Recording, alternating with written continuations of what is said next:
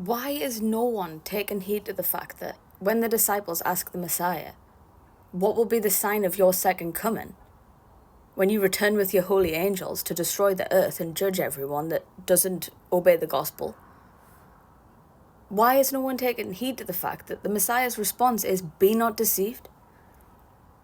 The great deception, the falling away of the church, because as he goes on, he says that many are going to come in his name, claiming that they believe he's the Messiah, but they're going to deceive many.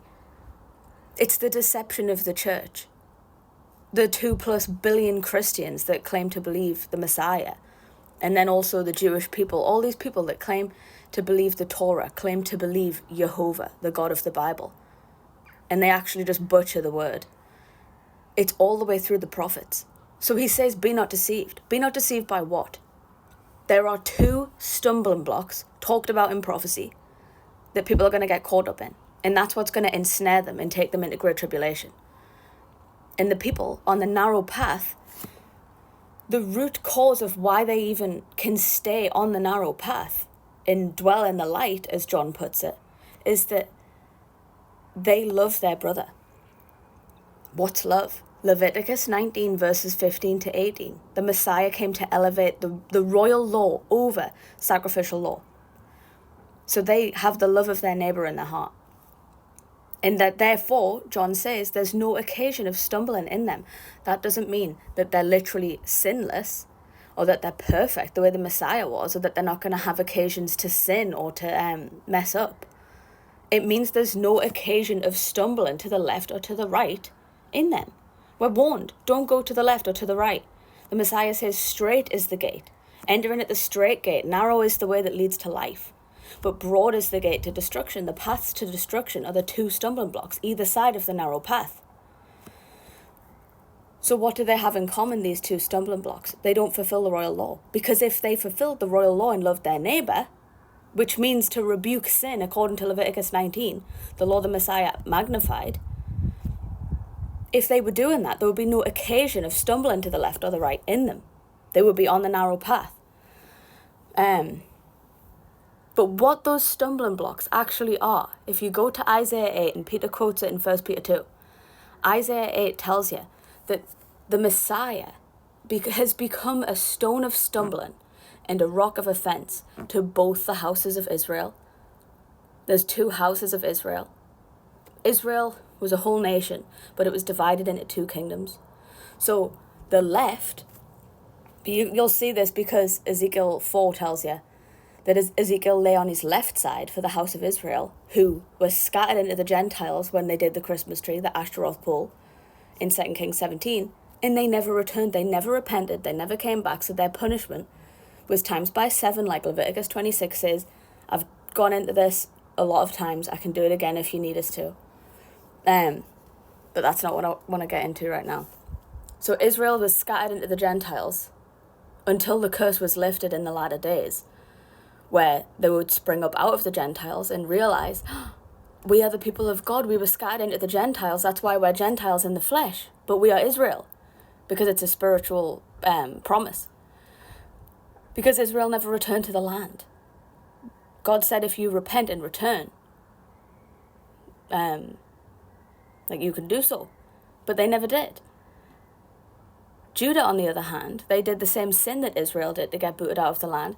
They did the same thing. They got exiled into Babylon, and a portion of Judah did actually repent and return. That's how come we have the Jewish people. It's Judah. Israel is not Judah. There's plenty of prophecy about Judah that I'm going to get into in another video, because the time is at hand for Judah. Judah are being punished right now for what I'm talking about. A portion of Judah repented and returned to the land.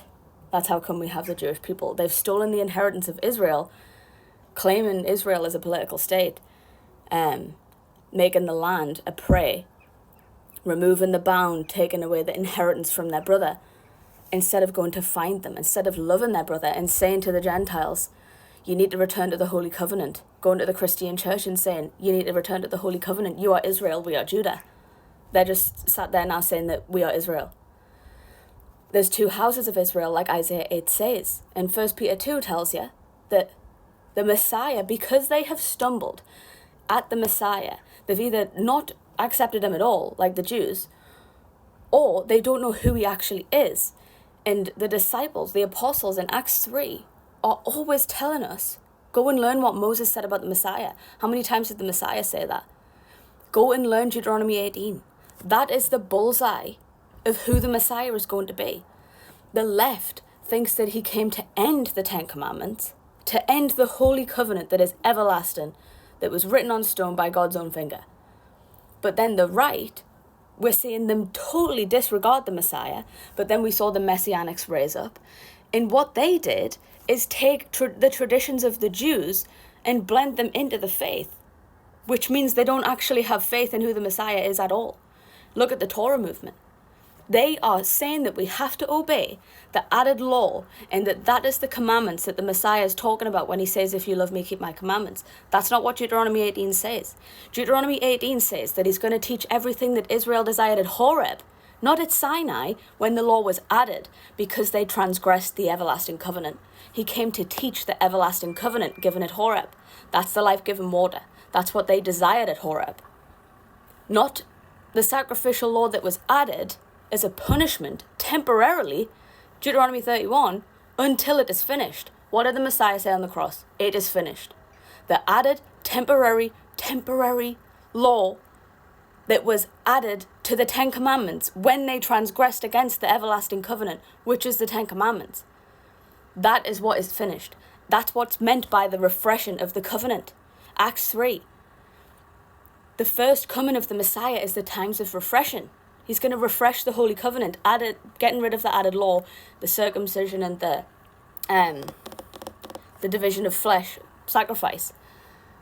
And he elevated the royal law. He says, keep the covenant and teach the covenant, because that's how God will dwell with you. Because if you love God, if you love me, you will keep that covenant. And then I'll pray to the Father and give you the Spirit of truth that will set you free. And I'll teach you the scriptures. And then you can go and find your other brothers and sisters. And in doing so, we're going to build New Jerusalem so that at the time of the sixth seal, you'll all get caught up to the throne.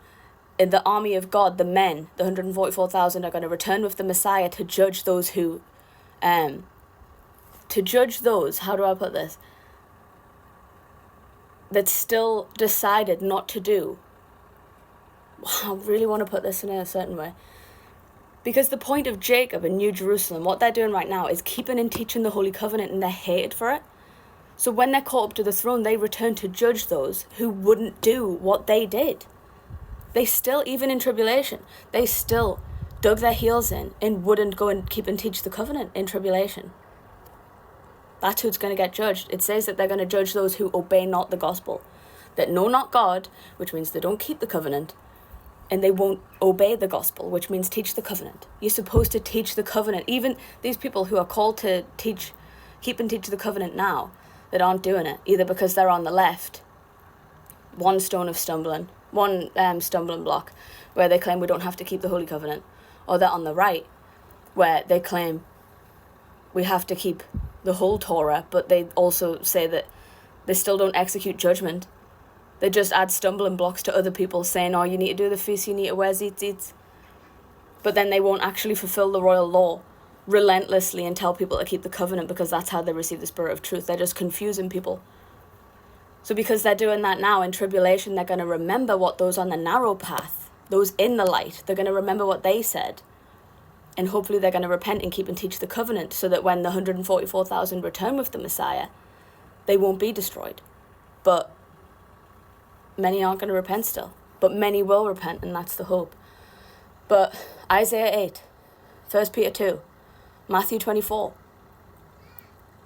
Those who stumble at the Messiah and go to the left or the right and go become one of the stumbling blocks, what they have in common is that they're disobedient. They're disobedient to the word. They have no faith in Deuteronomy 18. They don't know who the Messiah is. That's what they have in common. And what everyone has in common who's on the narrow path, this path that few find, is that they fulfill the royal law. They understand the full law. And it says in Isaiah 8 that they speak according to the law and the testimony, which is the prophets. They have the testimony of Yeshua, which is the spirit of prophecy. And that's how you'll know who they are. That's their fruit. The fruit is the knowledge of God, which is prophecy.